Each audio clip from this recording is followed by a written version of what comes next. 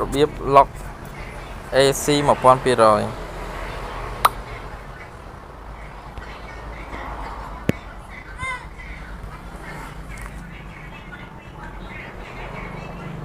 192 168 0.1 ដាក់ login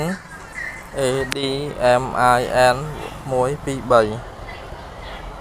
ADMIN 123 start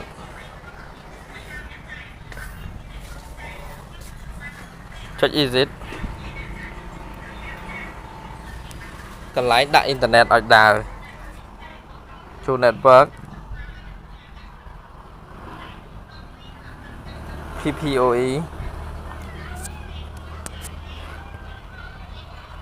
home DD 24 password SI 123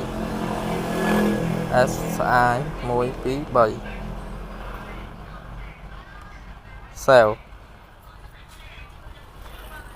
នេះដំណើរការផ្នែកអ៊ីនធឺណិតដើរហើយយើងអាចចូលទៅដូរឈ្មោះ 2.4G ដូរឈ្មោះហើយ save password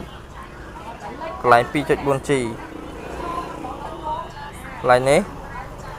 password 2.4G ចង់ដូរកន្លែង 5G password ឈ្មោះកន្លែង 5G ដូរកន្លែងហ្នឹងមក password កន្លែង 5G ចុចកន្លែងហ្នឹងមកហើយ save រួចជាការស្រេច